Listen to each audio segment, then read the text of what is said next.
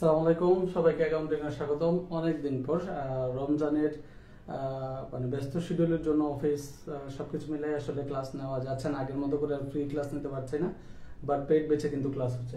So আজকে তোমাদের একটা ক্লাস নিব। আজকে সেই ক্লাসটা অল্প সময়ের জন্য, সেটা হচ্ছে আর্থিক বিবরণীর উপর একটা এমসিকিউ ক্লাস নিব। আর্থিক বিবরণীর এমসিকিউ ক্লাস, ঠিক আছে?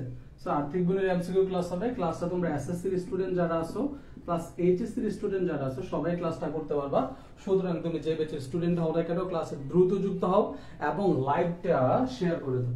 সবাই দ্রুত যুক্ত হয়ে লাইভটা শেয়ার করে দাও। আজকের ক্লাসে আমরা কিছু বেসিক জিনিস নিয়ে আলোচনা করব যেগুলো সবার জানা উচিত, এবং এই জিনিসগুলো শুধু তোমার এমসিকিউতে কাজে লাগবে বিষয়টা এমন না।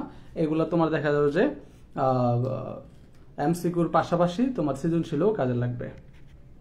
তো কে কে যুক্ত হয়েছে অলরেডি আমাদেরকে একটু কমেন্টে জানাই দিও।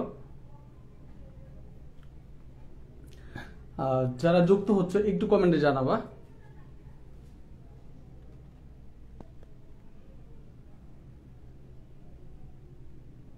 হ্যাঁ, অনেকে যুক্ত হচ্ছে। সবাই যারা যুক্ত হয়ে যাবে লাইভটা দ্রুত সবাই একটু শেয়ার করে দাও। প্রত্যেকে লাইভটা শেয়ার করে দাও। আর্থিক বিবরণীর এমসিকিউ ক্লাসটা খুবই গুরুত্বপূর্ণ। আমরা 8টা-10 এর মধ্যে ক্লাসটা শেষ করব, ঠিক আছে? 8টা-10 এর মধ্যে ক্লাসটা শেষ করে দিব। কিছু গুরুত্বপূর্ণ টপিক আলোচনা করব। আমার পেড ব্যাচের কেউ যুক্ত হয়ে থাকলে তোমাদের মেসেঞ্জার গ্রুপে লাইভটা একটু শেয়ার করে দাও, এবং তোমরা প্রত্যেকে তোমাদের প্রোফাইল থেকে লাইভটা একটা করে শেয়ার করে দাও। আজকে আমরা যে গুরুত্বপূর্ণ বিষয়গুলো আলোচনা করব এই আর্থিক বিবরণী টপিকে, সেটা হচ্ছে বকেয়া প্লাস অগ্রিম আয় ব্যয় সম্পর্কিত সমস্যা। সিকিউ প্লাস এমসিকিউ দুই জায়গায় সলভ হয়ে যাবে। তৃতীয় সমস্যার সমাধান করব হচ্ছে তোমার হচ্ছে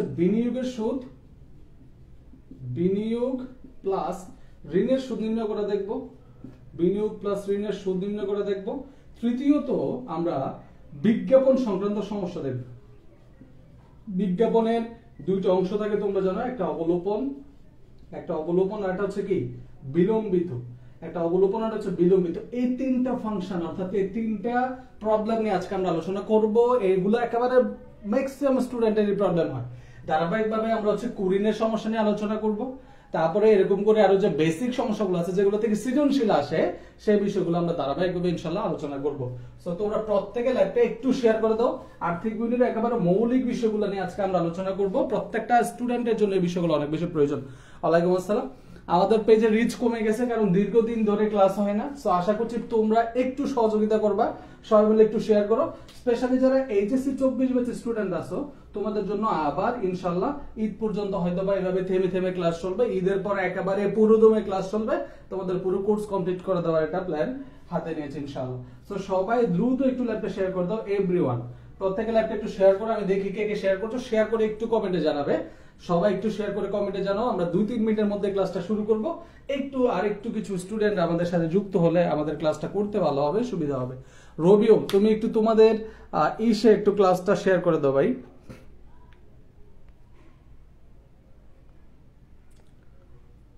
তোমাদের যে এমসিকিউ যে মেসেঞ্জার গ্রুপটা আছে এটাতে একটু তোমরা সবাই লাইভটা শেয়ার করে দাও। আর কে কে লাইভটা শেয়ার করছো আমাকে একটু কমেন্টে জানাও। আমরা এখনই আলোচনা শুরু করব, যদি একেবারেই স্টুডেন্ট খুবই কম দেখা যাচ্ছে। সুমাইয়া ওয়ালাইকুম আসসালাম। সো যারা যুক্ত হয়ে গেছে অলরেডি আমাকে একটু কমেন্টে জানাও যারা যারা শেয়ার দিছো। আমাদের বিভিন্ন গ্রুপগুলোতেও তোমরা একটু শেয়ার করে দিবে। এটা একটা রিস্টার্ট যে অনেকদিন পরে আমরা আসলে আমাদের ক্লাসটা, এটা কি ফ্রি ক্লাস সুমাইয়া ইসলাম না, এটা তোমাদের এই যে পেইড ক্লাস আমি উপরে লিখে দিছি।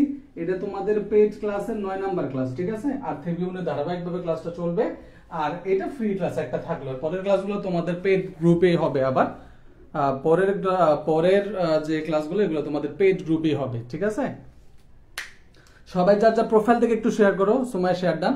আর কমেন্টে একটু হাইলাইট, তারপর ধরো হচ্ছে ফলোয়ার্স, অ্যাকাউন্টিং। আমার হাতে ফোন নাই আরেকটা, আমি আসলে এগুলো করতে পারছি না। তোমরা সবাই মিলে একটু হেল্প করো। আর কমেন্টে তোমার ক্লাসমেট ব্যাচমেটদেরকে একটু মেনশন করে দাও সবাই মিলে, যাতে আমরা একটু কিছু স্টুডেন্ট আমাদের সাথে কানেক্ট হয়। খুবই কম স্টুডেন্ট তোমরা দেখতে পাচ্ছ। তোমরা সবাই মিলে যদি একটু শেয়ার করো আশা করছি অনেকে আমাদের সাথে যুক্ত হবে। তো চলো আমরা কথা না বাড়ে আর্থিক বিবরণী সম্পর্কে একটু বিস্তারিত জানার চেষ্টা করব। আর্থিক বিবরণী সম্পর্কে জানতে গেলে তোমাকে যেটা করতে হবে, আমরা টপিকটা ক্যাপশনে দিয়ে দিচ্ছি, তোমরা দেখতে পাচ্ছ যে আর্থিক বিবরণীর এমসিকিউ ক্লাস। সো আর্থিক বিবরণীর এমসিকিউ ক্লাস যখন তুমি করতে যাচ্ছ, এই আর্থিক বিবরণীর এমসিকিউ পড়তে গেলে তোমাকে দুইটা বিষয়ের উপরে একটু গুরুত্বপূর্ণ ধারণা রাখতে হবে। তোমাদের কাছে আমি প্রথমে জানতে চাই আর্থিক বিবরণীর উপাদানগুলো একটু জানতে চাই, কারণ আর্থিক বিবরণীর উপাদানগুলো থেকে প্রশ্ন আসে। আর্থিক বিবরণীর উপাদান কয়টি? আর্থিক বিবরণীর উপাদান কয়টি হবে, কে কে বলতে পারবা? দেখি একটু। আর্থিক বিবরণীটা কি সেটা আগে একটু জানি, তারপরে আর্থিক বিবরণীর বিস্তারিত এমসিকিউ গুলো আমরা জানার চেষ্টা করব। হ্যাঁ, একটু সবাই একটু কমেন্টে বিভিন্নভাবে একটু চেষ্টা করি। আমাদের পেজের রিচ ডাউন হয়ে গেছে, 21 তারিখ এক্সাম। আচ্ছা, হ্যাঁ, আর্থিক বিবরণীর উপাদান হচ্ছে 4টা। আমাকে একটু কেউ একটু মনে করাই দিবা। আমরা 8:10 মধ্যে ক্লাস শেষ করবো, 8:15 আমার। আর্থিক বিবরণীর উপাদান হচ্ছে 4টি। আমরা অলমোস্ট অনেকে এই বিষয়টা জানি। এগুলো নিয়ে একটু একবারে শুরু থেকে আর্থিক বিবরণীটা পড়াবো তোমাদেরকে। আচ্ছা, 1 নাম্বার ধরো হচ্ছে আর্থিক বিবরণীর যেই আমাদের হচ্ছে প্রথম ধরনটা, বা ধরনের কোনো পরিবর্তনের সমস্যা নাই, হচ্ছে বিশদ আয় বিবরণী। 2 নাম্বার একেবারে শুরু থেকে লিখবা। তারপর ধর হচ্ছে মালিকানা সত্ত্ব বিবরণী। 3 নাম্বার নগদ প্রবাহ বিবরণী। 4 নাম্বার আর্থিক অবস্থার বিবরণী। কি বলো? আর্থিক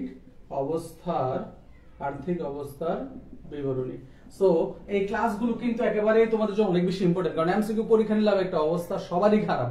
সো আমাদের এমসিকিউ কোর্সে এখন এডমিশন চলতেছে, আজকে 9 নাম্বার ক্লাস, তোমরা চাইলেই ভর্তি হয়ে নিতে পারো কিন্তু।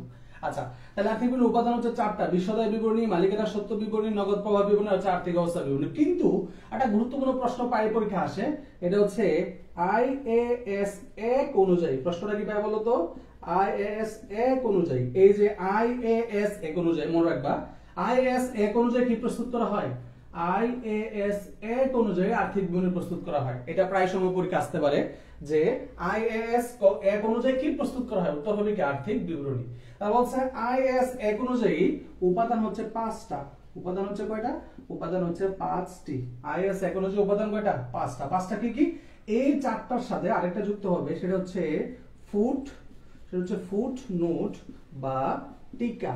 ফুটনোট বা টিকা, অথবা পাদটিকা, অথবা কি পাদটিকা। মানে বিভিন্ন ক্যালকুলেশন গুলো যে আমরা দেখাই দিই যে এই অংশটা আমরা এইভাবে গণনা করছি, এই ক্যালকুলেশন গুলোকে বলে ফুটনোট। মানে এগুলো হচ্ছে টিকা বলা হয় আর কি, যে ক্যালকুলেশন গুলো কিভাবে হয়েছে এগুলো জানাই দেওয়া। তাহলে আমরা মূল বিষয় পাইলাম কি? আর্থিক বিবরণীর উপাদান 4টা, তবে আইএস 1 অনুযায়ী আর্থিক বিবরণীর উপাদান হচ্ছে 5টা। কি কি? বিশদায় বিবরণী, মালিকানা সত্ত্ব বিবরণী, নগদ প্রবাহ বিবরণী, আর্থিক অবস্থার বিবরণী। এই জায়গার মধ্যে আরেকটা মিসকনসেপশন আছে সবার। পরীক্ষায় প্রশ্নটা যদি এমন হয়, আর্থিক বিবরণীর উপাদান কয়টি না চায় যদি তোমার কাছে প্রশ্ন চাওয়া হয় এরকম, আর্থিক অবস্থার, কার বলো? আর্থিক অবস্থার বিবরণীর উপাদান কয়টা? আর্থিক অবস্থার বিবরণীর উপাদান কয়টা? এই প্রশ্ন যখন করা হয় তখন মোটামুটি সবাই আমরা একটু গোলায় ফেলি, ঠিক আছে? সো একটু খেয়াল করবা, এটা হচ্ছে আর্থিক অবস্থা আর এটা হচ্ছে আর্থিক বিবরণী। এই আর্থিক অবস্থার বিবরণীটা আর্থিক বিবরণীর একটা অংশ। আর্থিক অবস্থার বিবরণী আর্থিক বিবরণীর কি একটা অংশ। সুতরাং দুটো জিনিসকে মিলাইবা না কখনো, যে আর্থিক বিবরণী আর আর্থিক অবস্থার বিবরণী কিন্তু একই জিনিস না। কথা সবসময় খেয়াল রাখবা যে আর্থিক অবস্থার বিবরণী আর আর্থিক বিবরণী দুইটা কিন্তু একই জিনিস না। আমরা অনেকে দুটাকে একই মনে করি না। আর্থিক বিবরণীর একটা অংশ হচ্ছে আর্থিক অবস্থার বিবরণী। তাহলে আর্থিক বিবরণীর উপাদান 4টা, ক্ষেত্র বিশেষ 5টা। কিন্তু তোমাকে যদি প্রশ্ন করা হয় আর্থিক অবস্থার বিবরণীর উপাদান কয়টা, তখন উত্তর হবে 3টি। উত্তর হবে কয়টা ভাইয়া? 3টা। কি কি 3টা দেখো? সম্পদ, তারপর 2 নাম্বার হচ্ছে ধরো দায়, আর 3 নাম্বার হচ্ছে কি মালিকানা সত্ত্ব। 3 নাম্বার কি? মালিকানা সত্ত্ব। এই হচ্ছে তোমার 3টা আর্থিক বিবরণীর, আর্থিক অবস্থার বিবরণীর উপাদান। তাহলে সবসময় ভালো করে একটু খেয়াল রাখার চেষ্টা করবা, আর্থিক বিবরণী আর আর্থিক অবস্থার বিবরণী দুইটা কিন্তু একই জিনিস না। তাহলে আমাকে বলো, প্রাথমিক অবস্থায় আমরা এতটুকু পার্থক্য বুঝতে পারছি কিনা? সবাই একটু কমেন্টে দ্রুত রেসপন্স করবে, এবং বেশ কিছু স্টুডেন্ট যুক্ত হয়েছে, তোমরা সবাই মিলে যদি একটু শেয়ার করো এবং একটু রেসপন্স করো, তোমাদের ক্লাসগুলো কিন্তু রেগুলার নিয়ে শুরু করবো আবার। সবাই একটু রেসপন্স করো, সবাই একটু শেয়ার করো, সবাই কমেন্টে একটু সবাইকে তোমার ফ্রেন্ডদেরকে মেনশন করে দাও। এইচএসসি 24 তোমাদের জন্য গর্জিয়াস কিছু আসতেছে ইনশাআল্লাহ। সবাই মিলে একটু শেয়ার করে দেব। সবাইকে ক্লিয়ার? এ পর্যন্ত লেখা হয়েছে? আমি কি মুছে দিব? সবাই কি লিখছো এবং বুঝতে পারছো কিনা বলো? সবাই লিখছো এবং বুঝতে পারছো কিনা?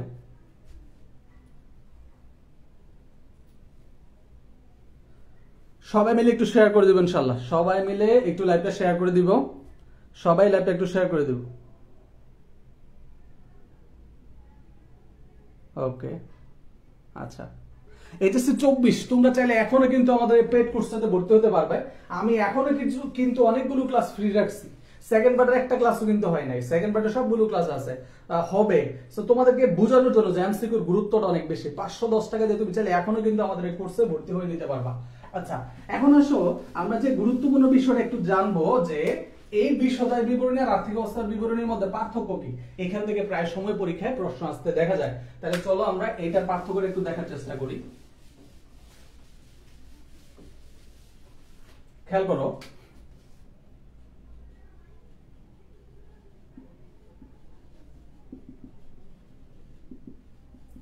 বিশদায় বিবরণী ভার্সেস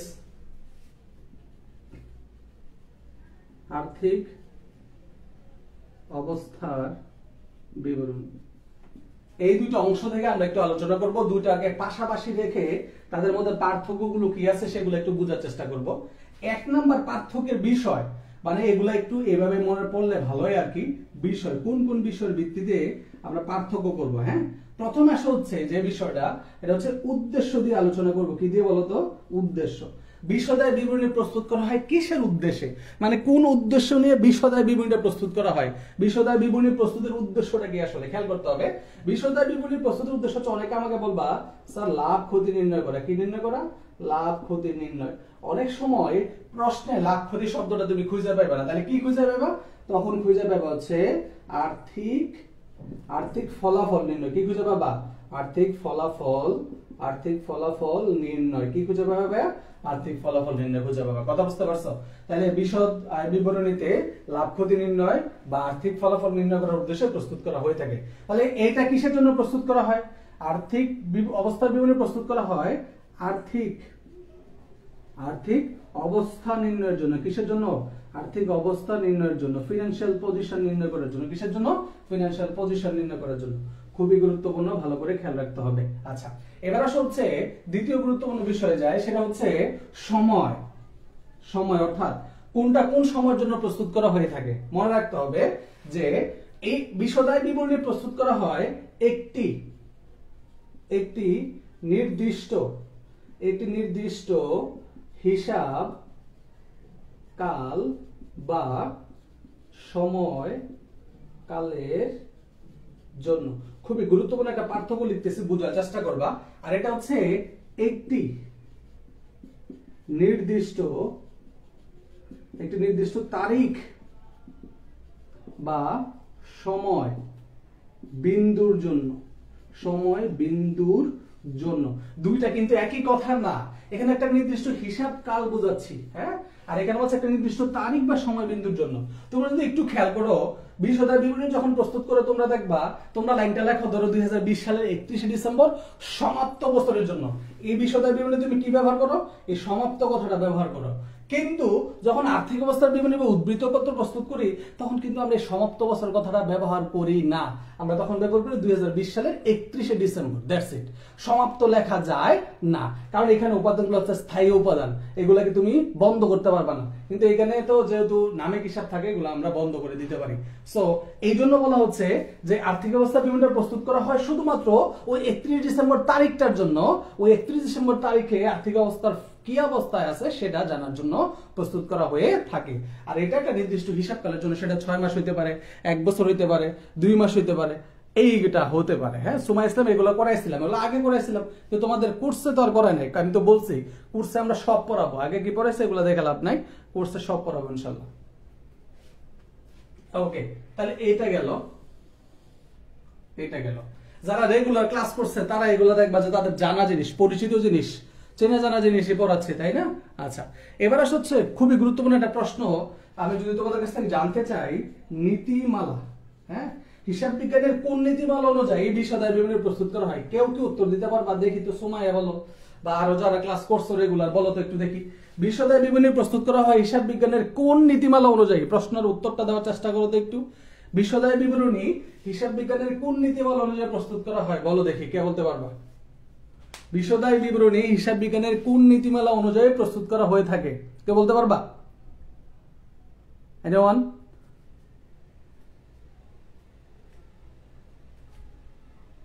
যারা এখনো লাইভটা শেয়ার করে নাই সবাই লাইভটা একটু শেয়ার করে দেব। আইএস 4 অনুযায়ী না তৌফিকুর রহমান, আইএস 4 তো এখানে আসবে না, এটা তো নীতিমালা না, এটা অ্যাকাউন্টিং স্ট্যান্ডার্ডস। আচ্ছা, অনেকে জানি না, দেখছো এটা হচ্ছে হিসাব কাল ধারণ অনুযায়ী, কি অনুযায়ী? হিসাব কাল বা সময়কাল ধারণা বলা হয়, হিসাব কাল বা সময়কাল নীতি অনুযায়ী প্রস্তুত করা হয়ে থাকে। আমরা হিসাব বিজ্ঞানের নীতিমালা নামক একটা টপিক আছে, ওটার ক্লাস নিব ইনশাআল্লাহ। ওখান থেকে প্রত্যেকটা পরীক্ষার মধ্যে কি থাকে? প্রশ্ন থাকে। মেজা ভুল উত্তর দিছো, হিসাব কাল বা সময়কাল অনুযায়ী প্রস্তুত করা হয়, একটা নির্দিষ্ট হিসাব কাল পরে এটা থাকে না। কিন্তু আর্থিক অবস্থা বিনিয়োগ প্রস্তুত করা হয় চলমান প্রতিষ্ঠান ধারণা অনুযায়ী, কি অনুযায়ী? চলমান প্রতিষ্ঠান ধারণা অনুযায়ী, কি অনুযায়ী? চলমান প্রতিষ্ঠান। কারণ হচ্ছে আর্থিক বিবরণীর যে উপাদান আছে, আর্থিক অবস্থার বিবরণী, এগুলো চলমান থাকবে। মানে আসবাবপত্র, যন্ত্রপাতি, দালান কোটা, এগুলো তুমি ক্লোজ করতে পারবে না, এগুলো কি থাকবে? চলমান থাকবে। সুতরাং এই জন্য তোমার কি করতে হবে? এটা আলোচনা করতে হবে।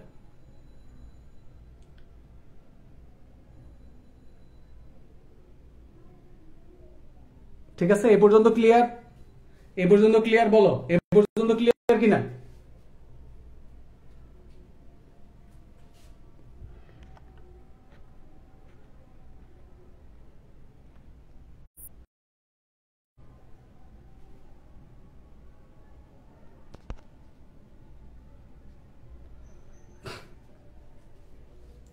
আর্থিক অবস্থা বিবরণীটা আমরা প্রস্তুত করবো হচ্ছে চলমান প্রতিষ্ঠান ধারণা অনুযায়ী, রাইট? এখন আরেকটা জিনিস একটু জানবো, সেটা হচ্ছে উপর থেকে একটা স্টেপ আমি একটু মুছে দিই, আমার তো লিখতে হবে। এখানে আরেকটা হচ্ছে উপাদান, কোন ধরনের উপাদানের সাহায্যে কোনটা প্রস্তুত করা হয়, অর্থাৎ আমরা বিশদায় বিবরণী প্রস্তুত করব কোন ধারণা, মানে কোন ধরনের উপাদান দ্বারা। এটা মনে করছে নামিক নামিক অথবা অস্থায়ী অথবা আয়বাচক উপাদান দ্বারা। কথা বুঝতে পারছো? আয়বাচক, নামিক হিসাব কথা, অস্থায়ী হিসাব একই কথা, আয়বাচক হিসাবও একই কথা। আর আর্থিক অবস্থা বিবরণী প্রস্তুত করা হবে স্থায়ী উপাদান দ্বারা। কি দ্বারা? স্থায়ী উপাদান দ্বারা। স্থায়ী উপাদান করলে কি কি? সম্পদ, সম্পদ, দায়, আর হচ্ছে মালিকানা সত্য। সম্পদ, দায় আর কি? সম্পদ, দায় আর মালিকানা সত্য। কথা কি বুঝতে পারছো? হ্যাঁ, বিশদায় বিবরণীতে আমরা নামিক, অস্থায়ী, আয়বাচক হিসাবগুলো দ্বারা প্রস্তুত করব। আর হচ্ছে আর্থিক অবস্থার বিবরণী প্রস্তুত করব হচ্ছে স্থায়ী উপাদান, যেমন সম্পদ, দায়, মালিকানা সত্য দ্বারা। এই যে চারটা পার্থক্য তোমাদেরকে আমি লিখাইলাম, ট্রাস্ট মি, এগুলা খুবই গুরুত্বপূর্ণ এবং পরীক্ষা আসার মতো। এবং এগুলা থেকে পরীক্ষায় প্রশ্ন আসলেও আসলে প্রস্তুতি না থাকার কারণে কিন্তু, মানে জানা থাকে না বিদায় কিন্তু আমরা আসলে বুঝতে পারি না যে কোন অংশগুলো থেকে পরীক্ষায় প্রশ্ন আসলো, আসলে কতটুকু গুরুত্বপূর্ণ টপিক কোনটা। সো এই বিষয়গুলো কিন্তু ইনশাল্লাহ আমরা এভাবে আলোচনা করব। এই পর্যন্ত ক্লিয়ার কিনা আমাকে একটু কমেন্টে জানাও। বক্সটা পুরোটা লিখতে পারছো কিনা?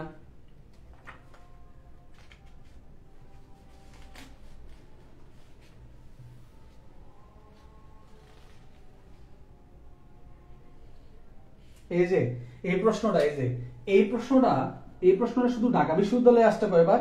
একবার, দুইবার, তিনবার, চারবার। তুমি খেয়াল করো, এই প্রশ্নটা শুধু ঢাকা বিশ্ববিদ্যালয়ে চারবার আসছে, যে একটি নির্দিষ্ট তারিখ বা সময় বিন্দুর জন্য কোনটি প্রস্তুত করা হয়, একটি নির্দিষ্ট তারিখ বা সময় বিন্দুর জন্য কোনটি প্রস্তুত করা হয়, শুধু এই প্রশ্নটা।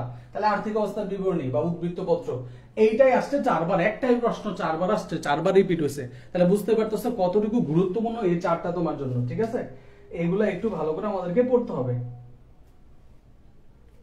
তারপর রিসেন্ট আসছে ঢাকা বিশ্ববিদ্যালয়ের 21 সেশনে, যে নিচে কোনটির একটি প্রতিষ্ঠানের নির্দিষ্ট সময়ের আর্থিক অবস্থা জানা যায়। আর্থিক অবস্থা, আর্থিক অবস্থা মানে হচ্ছে আর্থিক অবস্থার বিবরণী। যদি বলতো আর্থিক ফলাফল, তাহলে বিশদায় বিবরণী। কথা বুঝতে পারছো? সেই প্রশ্নগুলো কিন্তু একেবারেই কমন টাইপের প্রশ্ন, এগুলো পরীক্ষায় ঘুরে ফিরে বারবারই আসে। বক্সটা লেখা হয়েছে সবার ক্লিয়ার? বক্সটা ক্লিয়ার কিনা বলো?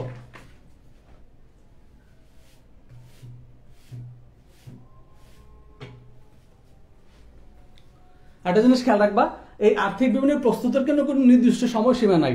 তুমি এটা যে কোনো সময় প্রস্তুত করতে পারবে, 1 মাস, 2 মাস, 6 মাস, 9 মাস, 12 মাস।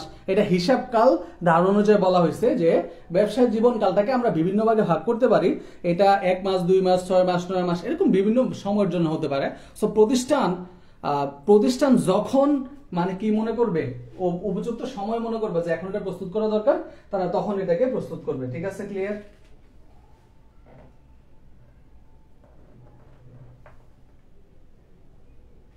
আচ্ছা, একটা প্রশ্ন আসছে ঢাকা বিশ্ববিদ্যালয়ে 12-13 সেশনে, 12-13 সেশনে কয়েকটা এমসিকিউ দেই তোমাদেরকে এই বক্সটা থেকে। এতবার আসছে একটি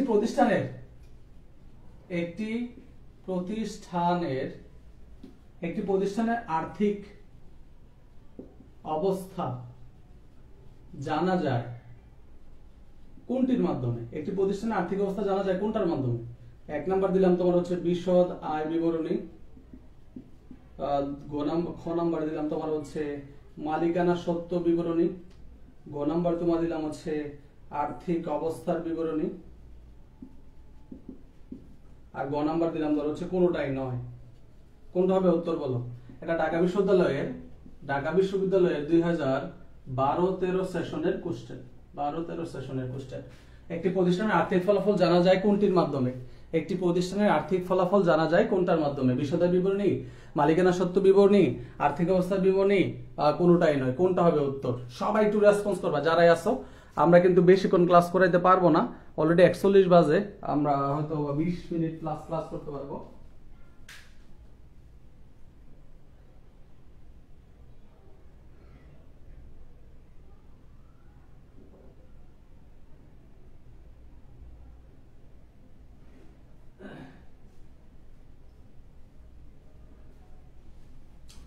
যারা এখনো লাইভটা শেয়ার করি নাই, সবাই লাইভটা একটু শেয়ার করে দিবেন ইনশাআল্লাহ। প্রত্যেকে লাইভটা একটা শেয়ার করে দাও, তোমাদের জন্য প্রচুর ক্লাস আসবে সামনে। আর্থিক অবস্থার কথা যখন বলা হয়েছে তখন আর্থিক অবস্থা বিবরণী ছাড়া কোনো সন্দেহ নাই। কিন্তু আর্থিক অবস্থা না জানার জন্য যদি বলতো আর্থিক ফলাফল কি জানা যায়, আর্থিক ফলাফল জানা যায়, তাহলে উত্তর কি হইতে বলো? যদি বলতো একটি প্রতিষ্ঠানের আর্থিক ফলাফল জানা যায় কোনটার মাধ্যমে? একটি প্রতিষ্ঠানের আর্থিক ফলাফল, রামকৃষ্ণ আর্থিক অবস্থা বললে ভাই আর্থিক অবস্থার বিবরণী হবে, ঠিক আছে?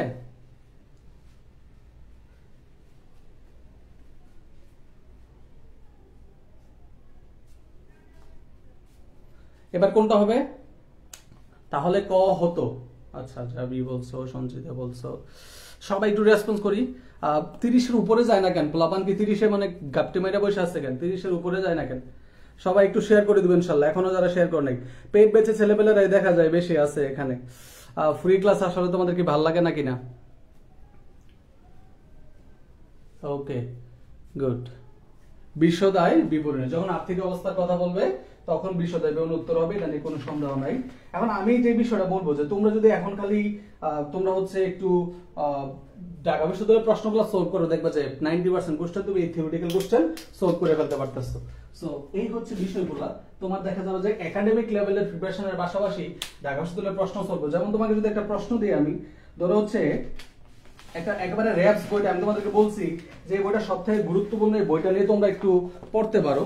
যেমন ধরো হচ্ছে এই প্রশ্নটা দেখো, ঢাকা বিশ্ববিদ্যালয়ে আসা একটা প্রশ্ন, এই যে এই প্রশ্নটা উপরেরটা তোমরা করতে পারো যে সাধারণত লাভ ক্ষতি হিসাবে যে হিসাব দেখানো হয় বলো তো কোনটা হবে উত্তর? লাভ ক্ষতি হিসাবে কোনটা দেখানো হয়? 15 নম্বর প্রশ্নটার উত্তর কি হবে বলো?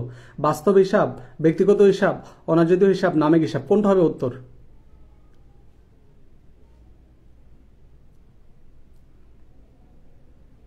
একবারে লাইভ দেখাচ্ছি, ঢাকা ইউনিভার্সিটি কোশ্চেনগুলো তোমাদেরকে দেখাই।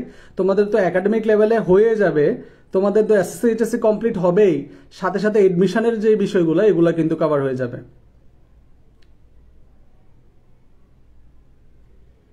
সবাই সবাই একটু রেসপন্স করো, সবাই রেসপন্স করো।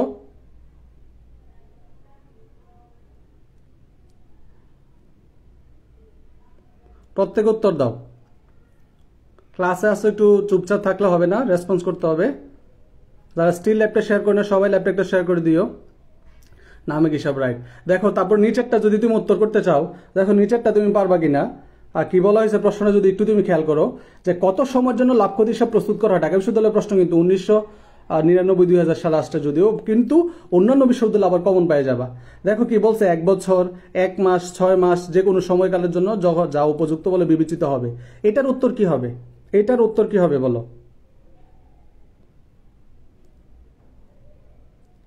যাবি বুঝে শুনে বলতে হবে।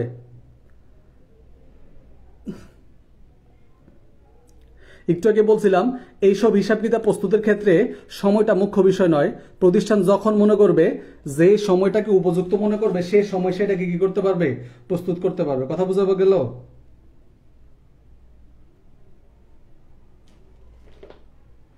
আচ্ছা, তারপর আরেকটা প্রশ্ন তুমি একটু দেখো, 17 নম্বর প্রশ্ন একটু সলভ করে দেখো, কতগুলো জিনিস একটা বক্স পড়াইছে, তুমি কতগুলো প্রশ্ন সলভ করতে পারবা। দেখো বলছে নিম্নের কোনটি উদ্বৃত্তপত্রে দেখানো হয় না।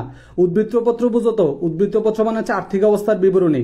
উদ্বৃত্তপত্র মানে আর্থিক অবস্থার বিবরণী। নিম্নের কোনটি উদ্বৃত্তপত্রে দেখানো হয় না। কোনটা দেখানো হয় না বলো তো, একটু চিন্তা ভাবনা করে বলো। ব্যক্তিবাচক হিসাব, আর সম্পত্তি হিসাব, নামিক হিসাব, কোনটা উদ্বৃত্তপত্রে কোনটা দেখানো হয় না বলো। সবার উত্তর চাই, একটু তাড়াতাড়ি উত্তর দিবা। আমরা এরকম ঢাকা বিশ্ববিদ্যালয়ের কিছু কোশ্চেন তোমাদেরকে সলভ করে দেখাই যে ভাইয়া যা পড়াই এগুলা কতটুকু ইফেক্টিভলি তোমাদের একাডেমিক এডমিশন লেভেলে কাজে লাগবে। হ্যাঁ, এটা সি হবে, কোনো সন্দেহ নাই। কারণ কি, কারণ আমরা জানি যে এটা দ্বারা কি প্রস্তুত করা হয়, এটা দ্বারা প্রস্তুত করা হয় হচ্ছে কি আর্থিক অবস্থা বিশদায় বিবরণী। তো বিশদায় বিবরণী প্রস্তুত হলে তো আর্থিক অবস্থা বিবরণী আসার কোনো সুযোগই নাই, তাই না?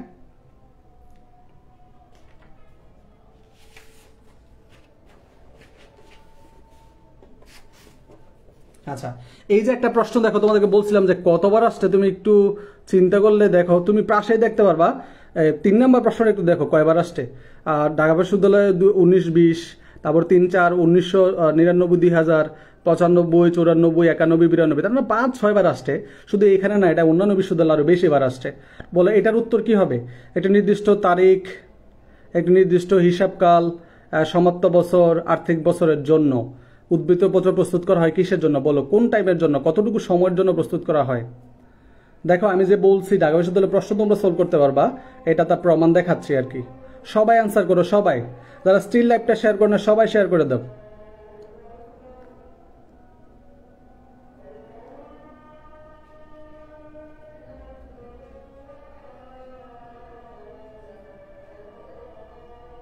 সবাই সবাই শেয়ার করো, সবাই শেয়ার করো। এই যে থিওরিগুলা, এই থিওরিগুলাই দেখতেছো কতগুলো থিওরি আসছে পরীক্ষার মধ্যে। মিনিমাম 20-40টা কোশ্চেন আছে সব বিশ্ববিদ্যালয়ে মিলায়, কিন্তু আমি জানি তোমরা সবগুলোই পারা যাবা এই থিওরিগুলোর মাধ্যমে।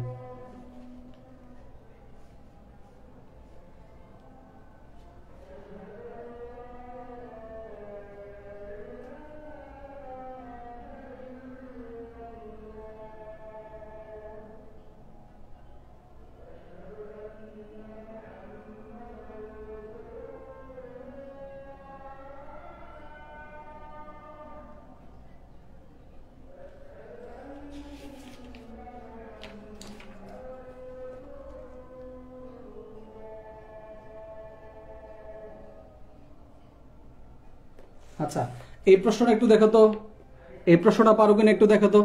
10 নম্বর প্রশ্নটা একটু সলভ করো তো সবাই। 10 নম্বর অ্যান্সার দেখার কোনো প্রয়োজন নাই, তুমি পারো কিনা এটা দেখো, অ্যান্সার দেখে কোনো লাভ নাই কে। একেবারে শুরুতে এই প্রশ্নটা লেখাইছি দেখো, চট্টগ্রাম বিশ্ববিদ্যালয়ের 17-18 সেশনে আসছে। প্রশ্ন সলভ করো, কি আসছে। নিচের থেকে সঠিক আর্থিক বিবরণী বেছে নাও। তার মানে কি বুঝাইছে জানো, আর্থিক বিবরণীর উপাদান কয়টা,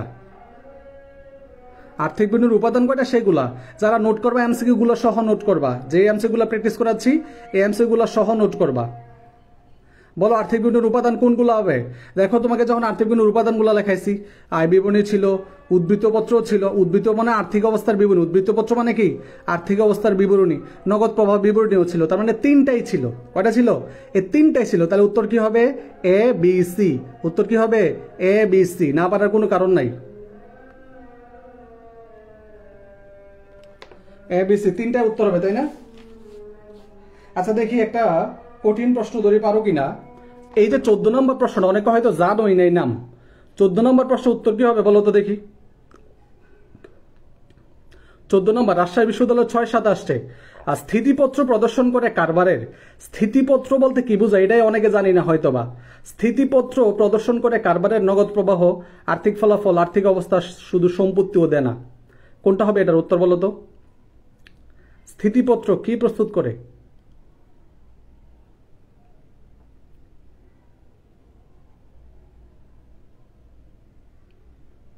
এখন অনেকেই জানোই তো না স্থিতিপত্রটা কি, একটু ক্লিয়ার করে দিচ্ছি।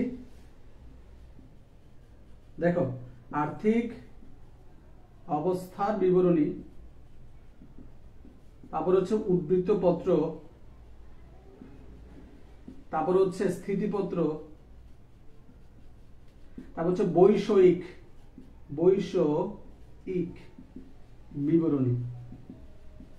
এই সবগুলোকে বলা হচ্ছে আর্থিক অবস্থা বিবরণীর অন্যান্য নাম। আর্থিক অবস্থা বিবরণী, উদ্বৃত্তপত্র, পরে হচ্ছে তোমার স্থিতিপত্র, বৈশ্বিক বিবরণী, এইগুলা হচ্ছে একই ধরনের নাম। এগুলা নামগুলা কি একই রকমের। তার মানে আমরা এই স্থিতিপত্রের মাধ্যমে আর্থিক অবস্থা জানতে পারি, উদ্বৃত্তপত্রের মাধ্যমে আর্থিক অবস্থা জানতে পারি, বৈশ্বিক বিবরণীর মাধ্যমে আমরা কি জানতে পারি, আমরা আর্থিক অবস্থার বিবরণী মানে আর্থিক অবস্থা সম্পর্কে জানতে পারি। কথা বুঝতে পারছো? ওকে, তারপর আসো আরেকটা গুরুত্বপূর্ণ প্রশ্ন, এটা হচ্ছে রাজশাহী বিশ্ববিদ্যালয়ে 5-6, হ্যাঁ এটা একটু উত্তর করো তো ভাইয়া। 15 নম্বর প্রশ্নটা একটু দেখো তো পারো কিনা, 15 নম্বর প্রশ্নটা পারো কিনা। কোনটি আর্থিক বিবরণী নয়, মানে কোনটি আর্থিক বিবরণী নয় মানে বুঝো তো, কোনটি আর্থিক বিবরণীর উপাদান নয়। সো তোমাকে যে উপাদানগুলো লিখে দিচ্ছি তার বাইরে কোনটা আছে সেটা উত্তর দেখো, তার বাইরে কোনটা আছে দেখো, কোনটি আর্থিক বিবরণীর উপাদান নয়। আমি কথা দিচ্ছি যারা এই ক্লাসগুলো করবা এডমিশন টেস্টের সময় গিয়ে দেখবে যে আসলে কতটুকু হেল্প তোমরা পাচ্ছ বা পাইছিলা, যে কত কিছু তুমি জেনে গেছো এইচএসসি লেভেল থেকেই। কারণ হচ্ছে এখন অনেক কম্পিটিশনের যুগ ভাই। তুমি যদি মনে করো পরীক্ষা দিয়ে তুমি বিশ্ববিদ্যালয়ে ভর্তি পরীক্ষার প্রস্তুতি নিবা, তার আগে দেখবা খেলা শেষ।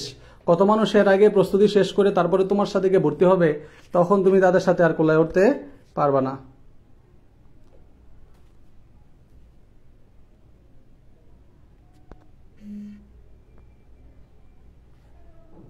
এটার উত্তর কি হবে?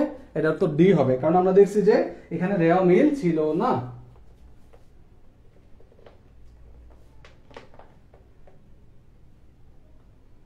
ওকে, তাহলে এখানে ঢাকা বিশ্ববিদ্যালয়ের প্রায় হচ্ছে তোমার, ঢাকা বিশ্ববিদ্যালয়ের প্রশ্ন আসছে হচ্ছে, তোমাকে যদি আমি বলি 23টা, ঢাকা বিশ্ববিদ্যালয়ের প্রশ্ন আসছে হচ্ছে 23টা এই টপিক থেকে, বাইরে যে জিনিসগুলো পড়াইছি।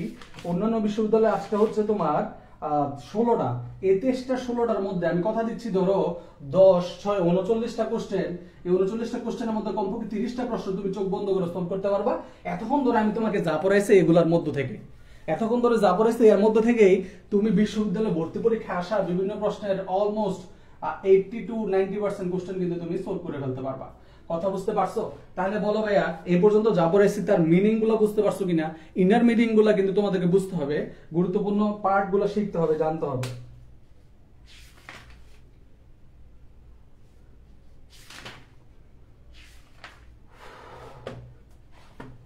তাহলে যাদেরকে বলছি অনেকেরই বলছি যে সময় সুযোগ হলে,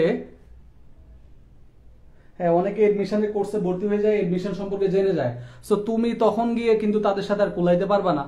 এই জন্য নিজেকে প্রস্তুত করতে হবে আগে থেকে। যুদ্ধ যেহেতু যাইতে হবে, সেই যুদ্ধে যাওয়ার প্রস্তুতিটা আগে থেকে কেন না। হ্যাঁ, ঢাকা ইউনিভার্সিটি কোশ্চেন 900 আর সিট হচ্ছে 900+। সো এখানে যদি তুমি নিজেকে একজন হিসেবে প্রতিষ্ঠা করতে চাও, কিংবা সারা বাংলাদেশে কমার্সের আসন আছে সব মিলে 5000-এর মতো, সো তো 5000 প্লাস মাইনাস, তো দেখা যাচ্ছে যে 5000 প্লাস মাইনাসের মধ্যে তোমাকে একজন হতে হলে পারলেই কিন্তু তুমি পাবলিক ইউনিভার্সিটির স্টুডেন্ট হইতে পারবা। সো এটা কিন্তু চারটিখানি কথা না, কমার্সের কিন্তু লাখ লাখ স্টুডেন্ট আছে। সো ওখানে 5000 জন হইতে হবে, তাই না? সো এই হচ্ছে বিষয়গুলো, নিজেকে আগে থেকে একটু আগে রাখতে হবে। সো কথা দিচ্ছি ইনশাআল্লাহ যারা এমসিকিউ কোর্সে ভর্তি হইছো আর যারা আমার রেগুলার ক্লাসগুলো করো, তোমরা দেখবা তোমরা অনেক কিছুই নতুন করে শিখবা, জানবা, যেগুলো এডমিশন লেভেলে গিয়ে তোমার অনেক বেশি কাজে আসবে। আর এইচএসসি 24 নিয়ে ইনশাআল্লাহ আমার এডমিশন জার্নি শুরু হবে, তোমাদের জন্য এডমিশনের ক্লাস শুরু হবে ইনশাআল্লাহ। আর এর আগে হয়তো আমাদের অ্যাকাউন্টিং আমার স্টুডিও অনেক বেশি আধুনিক হবে এবং অনেক স্মার্ট হবে, যা আমরা সবগুলো ক্লাস করে আসলে আনন্দ পাবো এবং আশা করছি নতুন নতুন অনেক কিছু শিখতে পারবো। সো এখন পর্যন্ত আমাকে একটু কমেন্ট করো যে এই পর্যন্ত যা পড়াইছি সবাই সবকিছু বুঝতে পারছো কিনা এবং সবকিছু ক্লিয়ার কিনা।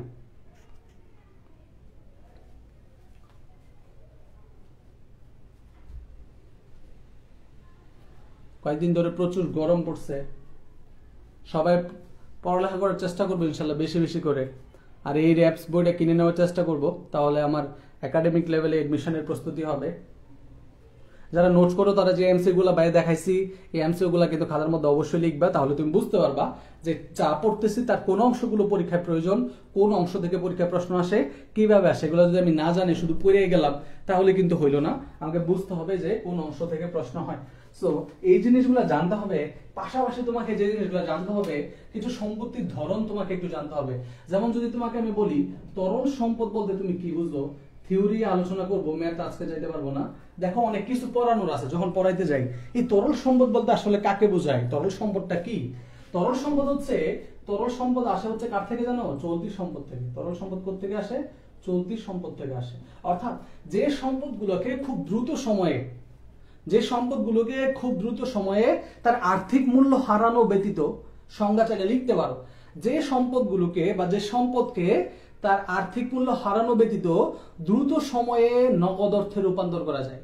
যে সম্পদকে তার আর্থিক মূল্য, ধরো এই মার্কেটটার মূল্য হচ্ছে 40 টাকা, এই মার্কেটটা যদি যে কোনো সময় আমি 40 টাকায় সেল করতে পারি, তাহলে আমি বলতে পারবো এটা একটা তরল সম্পদ।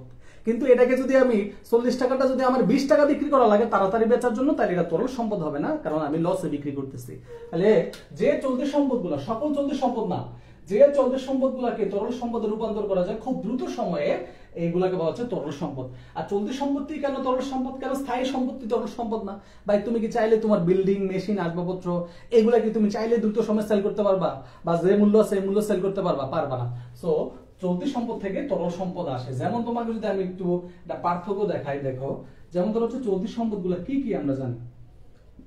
আমরা চলতি সম্পদগুলো জানি হচ্ছে হাতে নগদ বা শুধু নগদ, তারপর আমরা জানি হচ্ছে ব্যাংক জমা, তারপরে জানি হচ্ছে ধরো আমরা হাতে নগদ, ব্যাংক জমা, তারপর ধরো হচ্ছে দেনাদার বা প্রাপ্য হিসাব, তারপর ধরো হচ্ছে প্রাপ্য বিল, তারপর ধরো হচ্ছে জানি আমরা মজুদ পণ্য মানে সমাপনী মজুদ পণ্য, তারপর ধরো হচ্ছে অগ্রিম খরচ, এরকম অনেক মানে এই টাইপের আমরা অনেকগুলো চলতি সম্পদ জানি। সো এখান থেকে এই যে দুইটা লিখছি আমি, মজুদ পণ্য আর কি অগ্রিম খরচ, এগুলাকে তরল সম্পদ বলা যায় না। মানে মজুদ পণ্য আর অগ্রিম খরচ ছাড়া বাদ বাকি সকল চলতি সম্পদই তরল সম্পদ। আমি কথা বুঝাতে পারছি? ডেফিনেশন ক্লিয়ার কিনা? চলতি সম্পত্তির মধ্যে দুইটা কি কি, একটা হচ্ছে মজুদ পণ্য আর একটা হচ্ছে কি অগ্রিম খরচ। মজুদ পণ্য মানে সমাপনী মজুদ, তোমার গোডাউনে যে পণ্যগুলো আছে এগুলো চাইলে তুমি যে কোনো সময় কি করতে পারবে না, বিক্রি করতে পারবে না, বা বিক্রি করলে লসে বিক্রি করতে হবে। সুতরাং এগুলাকে তরল সম্পদ বলা যাবে না। যে সম্পদকে তার আর্থিক মূল্য হারানো ব্যতীত দ্রুত সময়ে নগদে রূপান্তর করা যায়, দুইটা পয়েন্ট, আর্থিক মূল্য হারানো ব্যতীত দ্রুত সময়ে নগদে রূপান্তর, আর্থিক মূল্য হারানো ব্যতীত দ্রুত সময়ে নগদে রূপান্তর। তাহলে এখানে মজুদ পণ্য অগ্রিম খরচকে কি বলা যাবে না? এগুলো চলতি সম্পদ হওয়া সত্ত্বেও তরল সম্পদ হবে না। তাহলে এইগুলো হচ্ছে তরল সম্পদ। এই চারটা কি সম্পদ? এই চারটা হচ্ছে তরল সম্পদ। এই চারটা হচ্ছে কি সম্পদ? তরল সম্পদ। এখন তোমাকে যদি প্রশ্ন করি আমি, যে ঠিক আছে তোমাকে আমি তরল সম্পদ চিনাইলাম, এবার তুমি আমাকে বলো তো স্যার সব থেকে অধিকতর তরল সম্পদ কোনটা? অধিকতর তরল সম্পদ কোনটা? হাতে নগদ, ব্যাংক জমা, দেনাদার, প্রাপ্য বিল, এই চারটার মধ্যে কোনটা হবে বলো?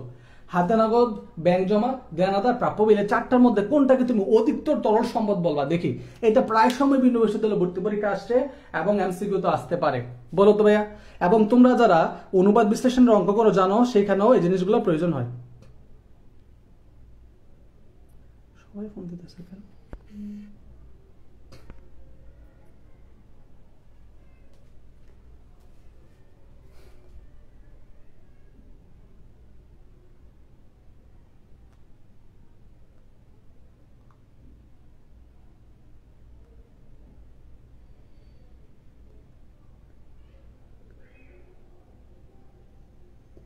হাতে নগদ, রাইট। একেবারে সব থেকে বেশি তরল সম্পদ যদি হয় তাহলে এটা হচ্ছে প্রথম তুমি দিবা হচ্ছে হাতে নগদ, তারপর ব্যাংক জমাটা রাখবা হচ্ছে দ্বিতীয়র মধ্যে। কিসের মধ্যে রাখবা? ব্যাংক জমাকে রাখবা দ্বিতীয় তরল সম্পত্তির মধ্যে। মানে ক্যাটাগরি যদি করো, যদি তুমি সিরিয়াল করো, তাহলে ব্যাংক জমাটা রাখবা হচ্ছে দ্বিতীয় তরল সম্পদের মধ্যে। কথা বুঝতে পারছো? দ্বিতীয় তরল সম্পদের মধ্যে রাখবা। তারপরে এই চলতি সম্পদ, তরল সম্পদ তোমাকে জানতে হবে। তারপরে তোমাকে এখান থেকে শিখতে হবে অস্পর্শনীয় সম্পদ কোনগুলা। অস্পর্শনীয়, হ্যাঁ,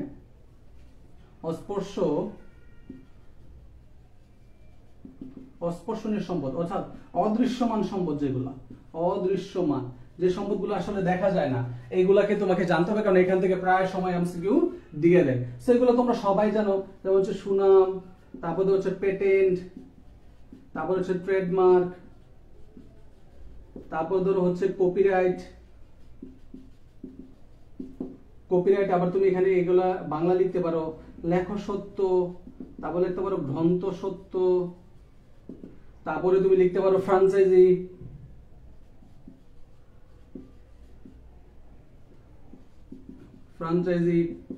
তারপরে আছে তুমি হচ্ছে আর কি লিখতে পারো ইজারাটা আমরা অস্পর্শনীয় সম্পদের মধ্যে ফেলে দিতে পারি, বাট এটা এখানে এই ক্যাটাগরিতে আসলে খুব একটা বেশি আসে না।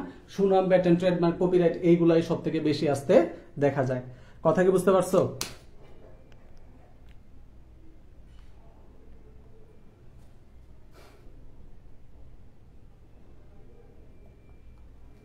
এই যে অস্পর্শনীয় সম্পদগুলো একটু ভালো করে শিখবা, হ্যাঁ, অস্পর্শনীয় সম্পদগুলো একটু শিখবা। তারপর আরেকটা সম্পদ একটু শিখে নিবা, সেটা হচ্ছে ক্ষয়িষ্ণু সম্পদ। কি সম্পদ বলো তো? ক্ষয়িষ্ণু সম্পদ। এই ক্ষয়িষ্ণু সম্পদের নাম হয়তো অনেকে আজকে প্রথম জানলা। এই ক্ষয়িষ্ণু সম্পদের আরেকটা নাম হচ্ছে প্রাকৃতিক সম্পদ। ক্ষয়িষ্ণু সম্পদের আরেকটা নাম কি? প্রাকৃতিক সম্পদ। ক্ষয়িষ্ণু সম্পদের আরেকটা নাম কি? ক্ষয়িষ্ণু সম্পদের আরেকটা নাম হচ্ছে প্রাকৃতিক সম্পদ। ক্ষয়িষ্ণু সম্পদের আরেকটা নাম হচ্ছে কি? প্রাকৃতিক সম্পদ। অর্থাৎ যেগুলো একবার ব্যবহার করলে আর পুনরায় ব্যবহার করা যায় না। তাহলে এগুলা কি? যেমন ধর হচ্ছে খনিজ তেল, মানে খনিজ সম্পদ তুমি লিখতে পারো সহজে। খনিজ সম্পদ লিখলে কি কি লিখবা? কয়লা, তারপর ধর হচ্ছে গ্যাস, তারপর ধর হচ্ছে তেল, তারপর ধর হচ্ছে তুমি বৃক্ষের কাণ্ড, বৃক্ষের মানে মূল বা কাণ্ড আর কি। বৃক্ষের মূল যদি কাটা দাও, ওখান থেকে আর কি গাছ হওয়ার কোন সম্ভাবনা আছে? নাই। তারপরে তুমি যদি কি করো, তুমি যদি কয়লা একবার ব্যবহার করো আর ব্যবহার করা যাবে না। ভূমি যদি একবার মানে গ্যাস যদি একবার ব্যবহার করা যাবে না। ঠিক আছে। আরেকটা গুরুত্বপূর্ণ বিষয়, ভূমি না, ভূমি হচ্ছে স্পর্শনীয় সম্পদ। ভূমি ক্ষয়িষ্ণু না, ভূমি হচ্ছে ক্ষয়িষ্ণু না। ভূমি প্রাকৃতিক সম্পদ কিন্তু ক্ষয়িষ্ণু না। ভূমি কি ব্যবহার করলে শেষ হয়ে যায়? ভূমি কিন্তু শেষ হয় না। আকাশ হাওলাদার, ভুল কথা। ভূমি হবে না এখানে। ভূমি ব্যবহার করলে ভেনিশ হয়ে যায় না। এমন হয়েছে যেখানে আমি থাকতেছি এটা কি শেষ হয়ে গেছে? হয় নাই। ভূমি হচ্ছে স্থায়ী সম্পদ, স্পর্শনীয়। ভূমি হচ্ছে কি সম্পদ? ভূমি হচ্ছে স্পর্শনীয় স্থায়ী সম্পদ। যে স্থায়ী সম্পদ অর্থাৎ যে প্রাকৃতিক সম্পদগুলো ব্যবহার করলে পুনরায় আর ব্যবহার করা যায় না, ওগুলো ক্ষয়িষ্ণু সম্পদ। কি সম্পদ? ক্ষয়িষ্ণু। ভালো করে মনে রাখবা, ক্ষয়িষ্ণু। ঠিক আছে। আচ্ছা, আর ভূমি হচ্ছে এমন একটা সম্পদ যে সম্পদের আসলে কোনো কি হয় না, অপচয় হয় না। এটা একটু মনে রাখবা। ভূমি হচ্ছে এমন এক সম্পদ যে সম্পদের হচ্ছে কোনো অপচয় হয় না।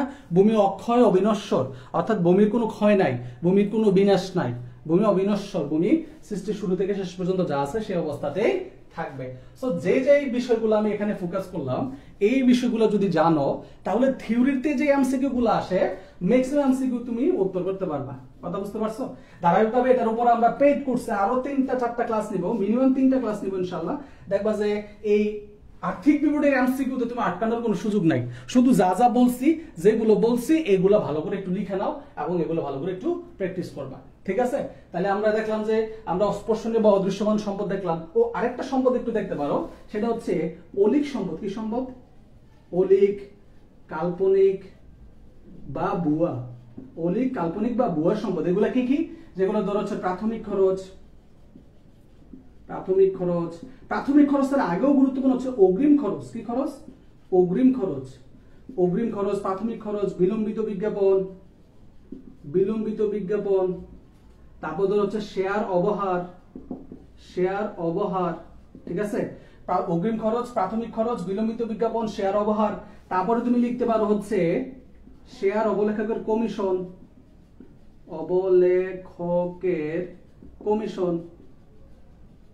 তারপর হচ্ছে শেয়ার দালালের কমিশন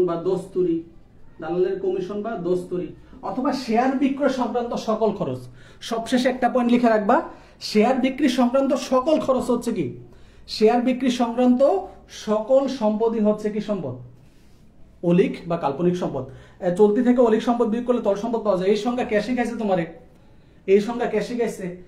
এই যে আমরা মনে রাখবো শেয়ার, এই যে শেয়ার অবলেখকের কমিশন, শেয়ার দালালের দস্তুরি, তারপরে ব্যাংক চার্জ থাকতে পারে যেটা শেয়ার সংক্রান্ত বিষয়ে দরকার হয়। হ্যাঁ, তাহলে আমরা মনে রাখবো যে টপিকগুলো স্যার পড়াইছি, প্রত্যেকটা টপিক নোট করে নোটটা শেয়ার করবো, আমি পেজে পোস্ট করবো। ঠিক আছে? তাহলে আজকের ক্লাস এই পর্যন্তই থাকলো। ফ্রি ক্লাসের রেসপন্স আজকে ভালোই ছিল। আশা করছি প্রত্যেকটা ক্লাসে এরকম রেসপন্স থাকলে প্রচুর ফ্রি ক্লাস আগের মতো করে আবার শুরু করবো আমরা। তাহলে সবাই নোটটা শেয়ার করো আমাদের অ্যাকাউন্টিং আর ফেসবুক গ্রুপে, ওখান থেকে আমি পেজে শেয়ার করে দিব। এবং পেজে সবাই একটু অ্যাক্টিভ হও, তোমাদের ফ্রেন্ডস বেস্টমেটদেরকে একটু মেনশন করে দাও, আমাদের পেজ সম্পর্কে সবাইকে একটু জানাও। আর যারা পেইড কোর্সে আসো তারা অবশ্যই আজকের ক্লাসটা 9 নাম্বার ক্লাসের বিষয়ে নোট ডাউন করবা এবং আমাকে অবশ্যই নোটটা শেয়ার করবা। তাহলে এই পর্যন্ত থাকুক, সবাই ভালো থাকো, সুস্থ থাকো, সবাই নামাজ পড়তে যাই। আসসালামু আলাইকুম ওয়া রাহমাতুল্লাহ।